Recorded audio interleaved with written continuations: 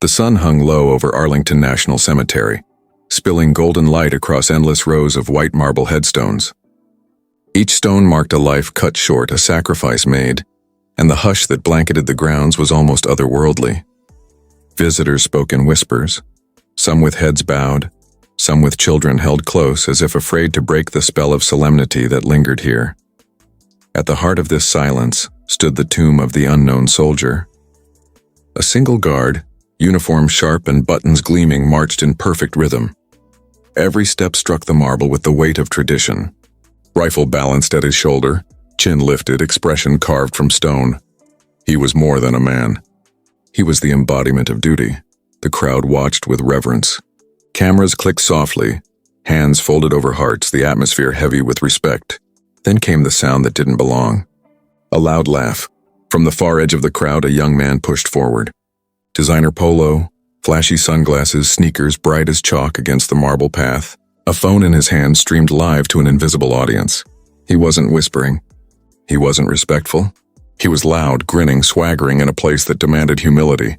"This is it," he scoffed to his live stream, panning the camera toward the guard. "Some dude just walking back and forth like a robot? Boring." Gasps rippled through the visitors. A mother pulled her child closer. An elderly veteran narrowed his eyes beneath a faded cap. Yet the guard didn't flinch. He marched on, steps measured, gaze locked straight ahead, as if carved from the very marble beneath his feet. But the spell was broken. The hush was cracked. The sacred silence now carried an uneasy tension, and every eye turned not to the guard, but to the entitled tourist whose arrogance had just dared to challenge a tradition older than his own understanding. The stage was set. Respect on one side, arrogance on the other, and the line between them was about to be crossed. The crowd tried to ignore him at first. People shifted uncomfortably, exchanging glances but saying nothing. After all, this was sacred ground. Arguments, shouting, none of it belonged here. But the tourist's voice carried like an unwelcome echo, bouncing off the marble walls. He held his phone high, talking more to his invisible online followers than to the people standing just feet away. "Look at this guy," he laughed, zooming in on the tomb guard. Straight face, tight steps, marching like some wind-up toy. "Do you guys see this? Over 1,000 people watching, and I'm the only one here telling the truth. It's hilarious." A ripple of disapproval moved through the crowd. A woman whispered sharply to her husband. Two teenagers lowered their heads, embarrassed for him. Even the children sensed something wrong, clinging tighter to their parents' hands. One man, wearing a faded Vietnam veteran's cap, finally muttered under his breath, "Show some respect, kid. This isn't a circus." His words weren't loud, but they carried weight forged by experience. The tourist glanced at him, smirked, and went right back to his phone. "Respect, please? I'm giving my audience a show. If this is the best America's got, then no wonder people laugh." His arrogance grew bolder with every second, feeding off the silent discomfort around him. He strutted closer to the boundary line, the white paint that marked where no visitor should step. He leaned just inches past it, stretching his arm to film the guard's face. The tomb guard didn't waver. His rhythm stayed flawless, heel down, toe down, rifle angled perfectly. The entitlement in the tourist's grin widened. "See that? He can't even react. They train him not to blink.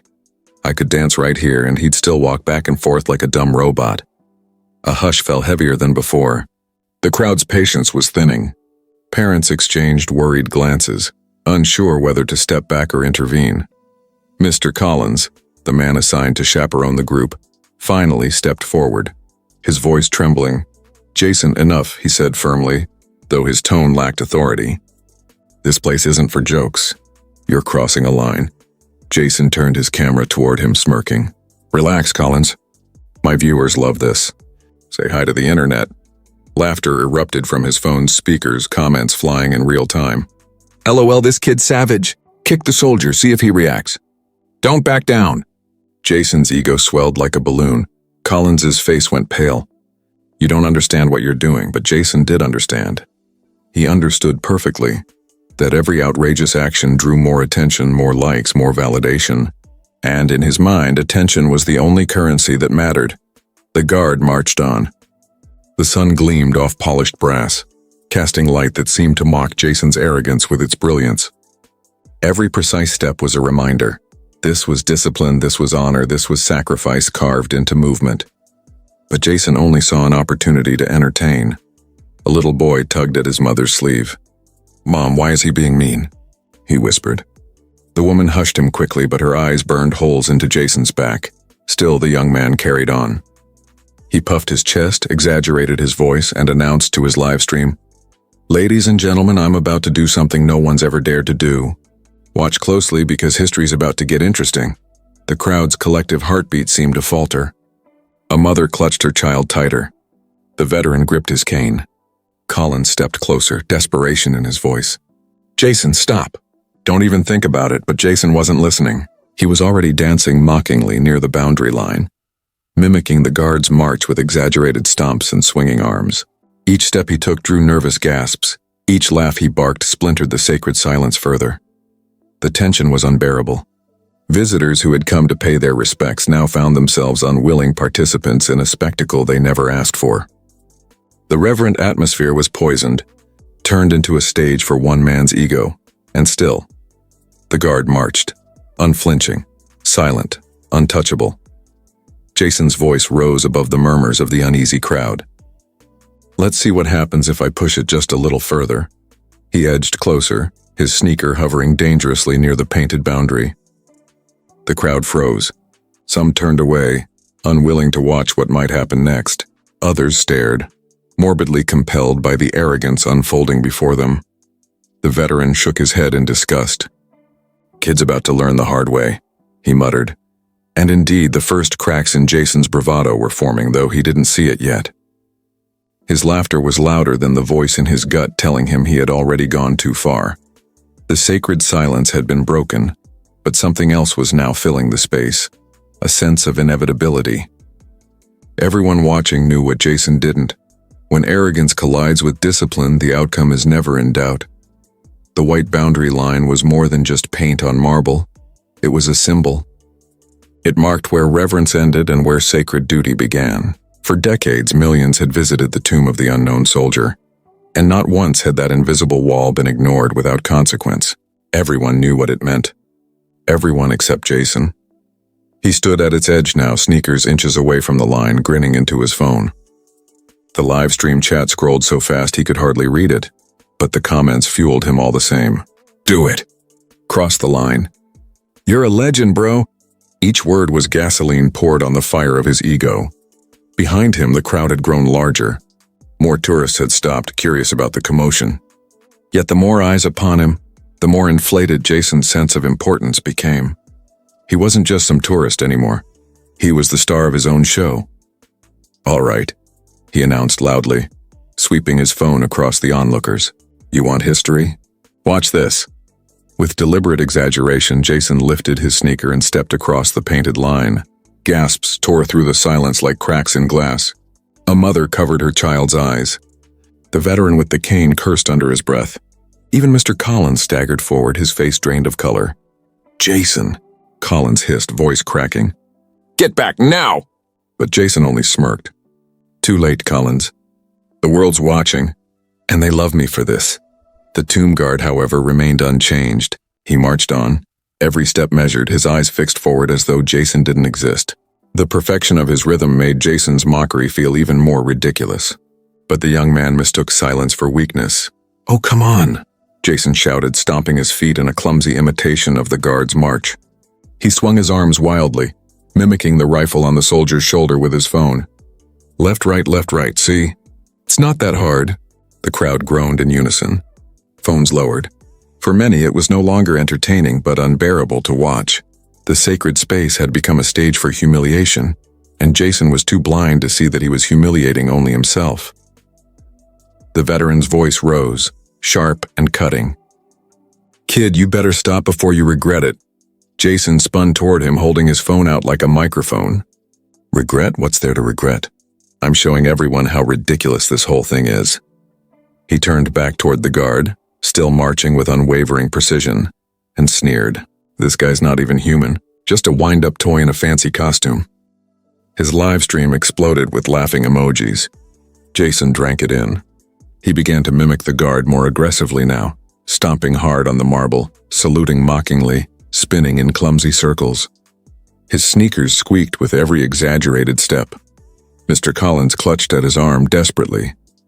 "Jason, please. You're embarrassing yourself and you're insulting every soldier who's ever—" Jason yanked his arm free. "Shut up, Collins. Nobody cares about your lectures. I'm the one going viral, not you." For the first time, the tomb guard's eyes flickered toward him. Just for a fraction of a second, a sharp glance, precise as a blade. It was enough. The crowd felt it like a shift in the air, controlled, deliberate, and heavier than words. Jason froze mid-stomp, startled, then quickly laughed it off. "Oh, look." He blinked. Finally, some emotion. He turned his phone toward his followers again. "You see that? I got to him. I'm in his head." But deep down, a seed of unease had been planted. That glance was not anger, not annoyance, but something far colder. Discipline unshakable, forged in fire Jason had never known. And though the live stream urged him on, a voice he didn't want to hear whispered inside, "You've gone too far." Still, pride drowned it out. Jason puffed out his chest, raised his voice, and shouted, "Let's make this interesting." The crowd collectively stiffened. Parents pulled children back.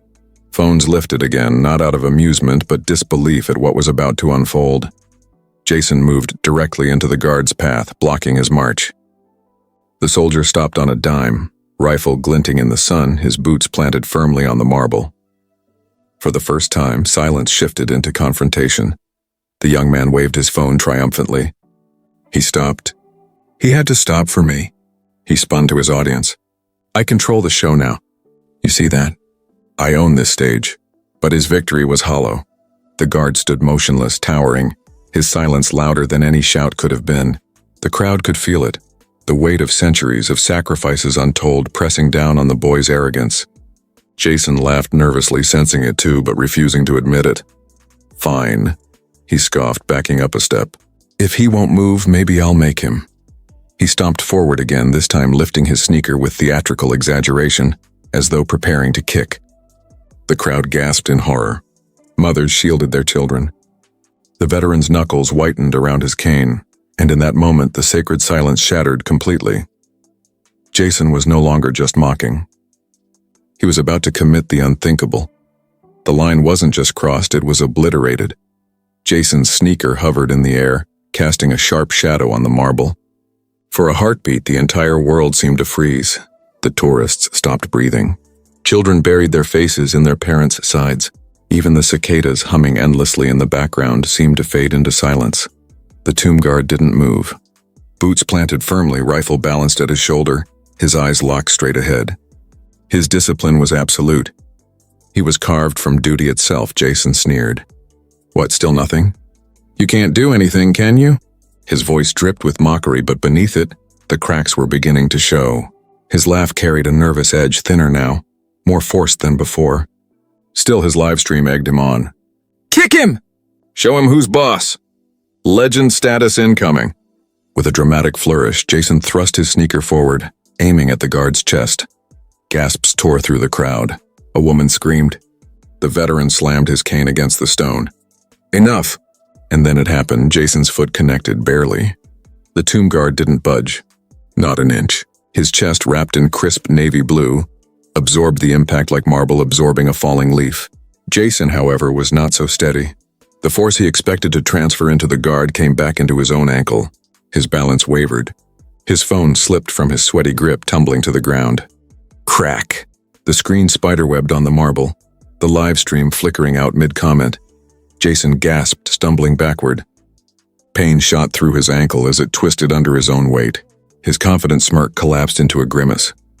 He fell hard onto the cold marble, clutching his leg. The crowd erupted, not in laughter, but in a shocked chorus of whispers and sharp intakes of breath. Some looked away, disgusted. Others stared in disbelief at the young man sprawled helpless on the ground. The tomb guard finally moved. With flawless precision, he broke his stance, pivoted smoothly, and took one deliberate step toward Jason. His shadow fell across the boy like a judgment passed down. Jason whimpered, all arrogance stripped away. I didn't mean—" His voice cracked, thin and pitiful. He looked around desperately for his phone, for his audience. but all he saw were faces filled with anger, shame, and disappointment. Mr. Collins rushed forward, kneeling beside him. "Jason, are you hurt?" His voice was sharp, but beneath it trembled fury. "Do you realize what you've done?" Jason tried to answer, but no words came. The throbbing in his ankle, the shattered phone, the weight of the crowd's eyes, it all pressed down on him at once. For the first time, he wasn't the star. He was the fool. The veteran stepped forward, leaning heavily on his cane. His voice carried through the silence like a gavel. "You should be grateful, boy. If this were anywhere else, if this were any other soldier, you wouldn't have walked away with just a sore ankle." Jason's eyes filled with tears, though whether from pain or shame, even he couldn't tell. The guard knelt, swift and steady, his white gloves immaculate against Jason's twisted sneaker. With practiced precision, he adjusted the boy's foot, preventing further injury. Not a word left his lips. Not a shred of anger colored his movements. His silence was louder than any rebuke could have been. The crowd stood in reverent awe. The very man Jason had tried to humiliate was now the one easing his pain. Jason swallowed hard, shame burning hotter than the pain in his ankle. For the first time, he understood. The guard's strength wasn't in retaliation. It was in restraint. It was in compassion. It was in honor. And Jason, spoiled, entitled, foolish Jason, realized he had none of it. Jason lay sprawled on the marble, clutching his ankle. His expensive white sneaker, once pristine, was scuffed gray, the laces loose and messy. The sleek image he had crafted for his live stream was gone. The cracked phone at his side was dark, dead, and useless. His audience, those invisible strangers he had tried to impress, had abandoned him in an instant. The plaza, however, had not. Every tourist, every parent, every veteran's watchful eyes bore down on him. They didn't see a clever rebel or a daring joker. They saw arrogance undone. "Jason." Mr. Collins knelt at his side, one hand gripping the boy's shoulder, the other hovering nervously near his injured leg. "Don't move, just stay still." His voice was a mixture of concern and barely restrained fury. Jason tried to answer, but his throat tightened. The pain was sharp, shooting from his ankle up his leg, but sharper still was the humiliation. For the first time in his young life, Jason Whitmore had nothing to say. No quip, no insult, no dismissive shrug. Just the hot sting of tears threatening to fall. Then, movement. The tomb guard, Staff Sergeant Evan Blackwood, broke formation. The crowd seemed to inhale at once, watching the unthinkable unfold. With flawless precision, Evan shifted his rifle, securing it with practiced ease, then stepped forward. His boots struck marble with the same crisp authority as always, but now his path led directly to Jason. Jason flinched. For a brief, terrifying moment, he thought the soldier would rebuke him, scold him, or worse. But when Evan knelt beside him, the boy's fear gave way to shock.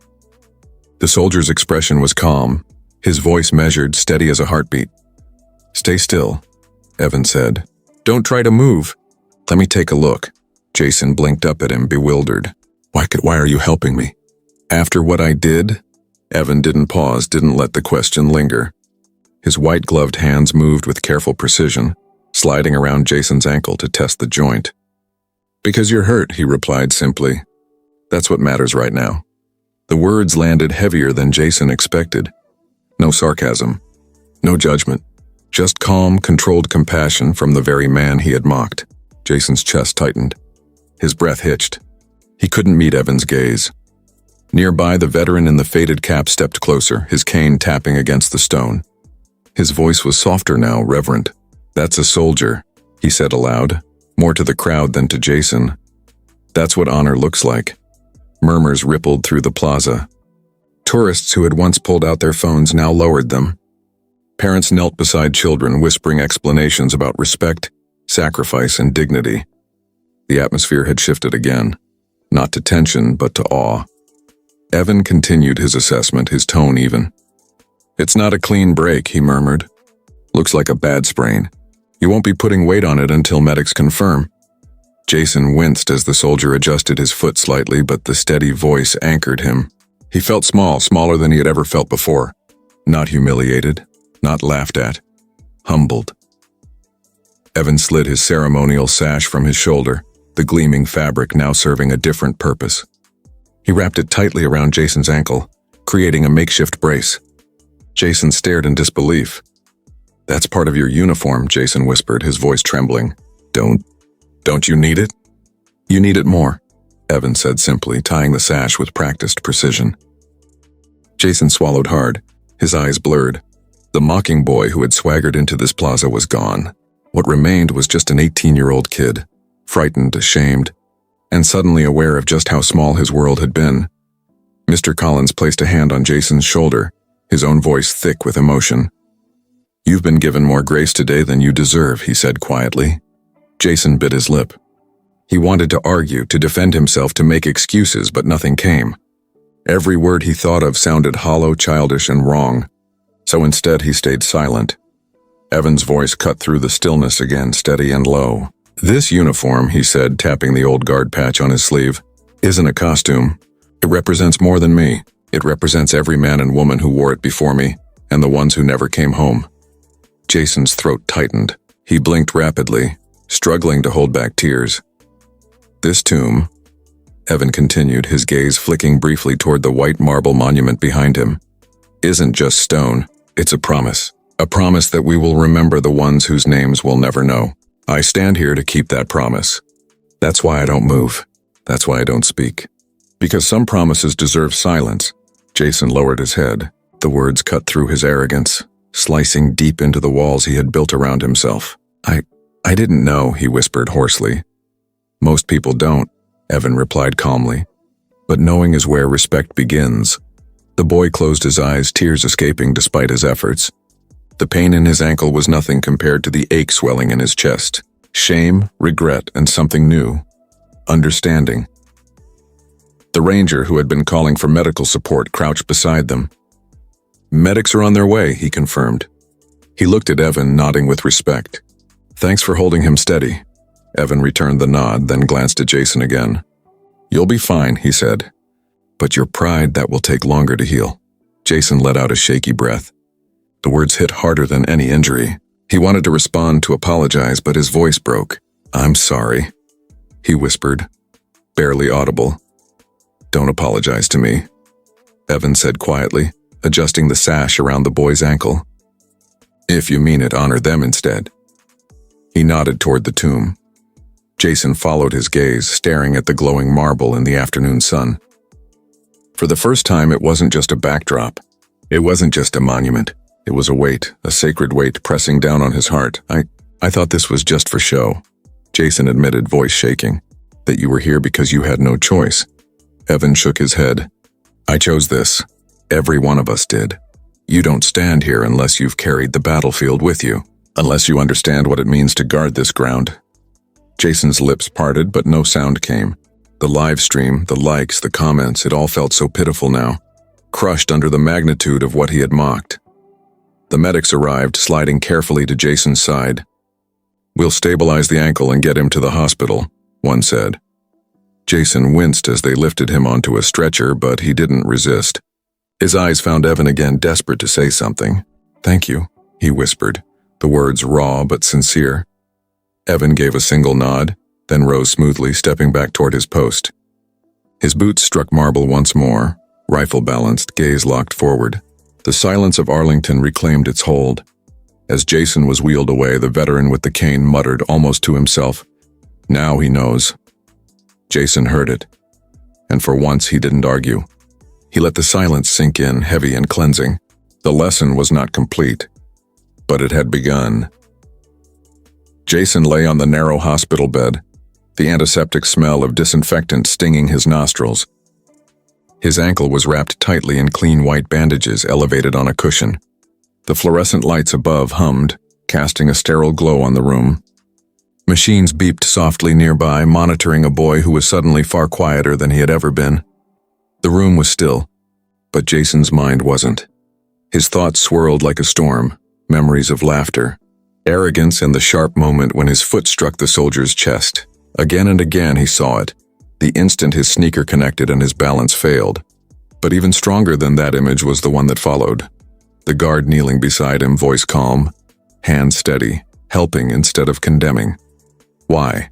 Jason whispered to himself for what felt like the 100th time. Why would he help me? His throat burned. His chest felt heavy. For years, Jason had believed the world owed him something. Likes, attention, admiration. It had always come easy, or so he thought. Until now. For the first time, he felt the crushing realization that not everything revolved around him. The door creaked open. Mr. Collins stepped inside, his expression a mixture of relief and sternness. He pulled a chair closer, lowering himself with a sigh. "You're lucky," Collins said finally. His voice was calm, but his eyes sharp. "That ankle could have been broken in 3 places. That soldier could have had you dragged out of there in handcuffs. That crowd could have turned on you. But none of that happened." Jason stared at his hands. They trembled slightly, pale against the white blanket. "I messed up," he admitted softly. Collins leaned forward. "Messed up?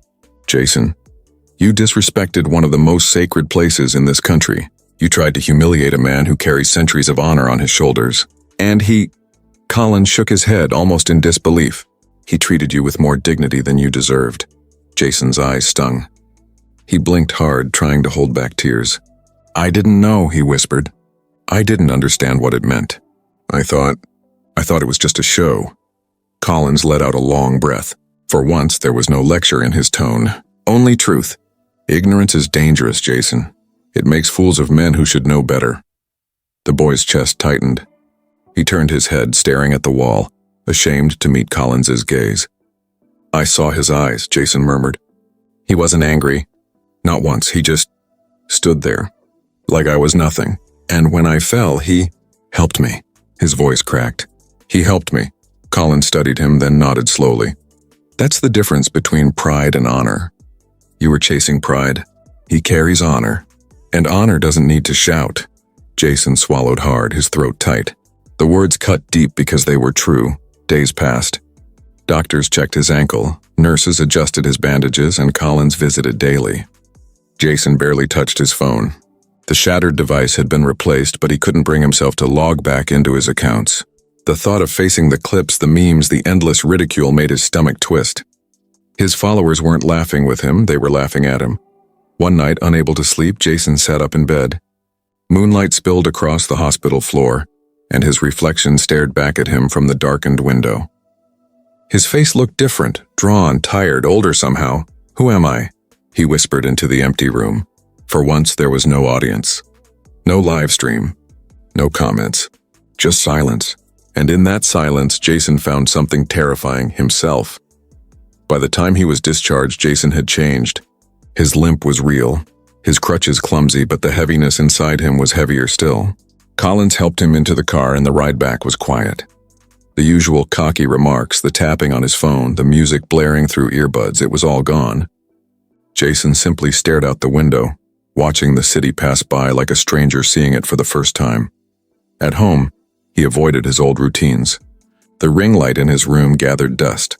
The streaming setup sat unused, cords coiled like forgotten snakes. His followers flooded his inbox with demands, insults, jokes, but Jason didn't reply. He couldn't. Words felt meaningless. Instead, he found himself reading articles about Arlington, stories of the tomb of the unknown soldier, accounts of men and women who had stood guard in rain, snow, and blistering heat, never flinching, never faltering. The more he read, the more the weight grew. He saw names: Corporal Johnson, Sergeant Martinez, Private First Class Lee, stories of sacrifice. And he saw countless entries labeled only as unknown. That word burned him. Unknown. Lives given, identities lost, and still they were remembered, honored, guarded. Jason thought of the soldier's words. Some promises deserve silence. For the first time, Jason wanted to be silent too. A week later, his ankle still tender but healing, Jason made a decision. He didn't tell Collins. He didn't post online.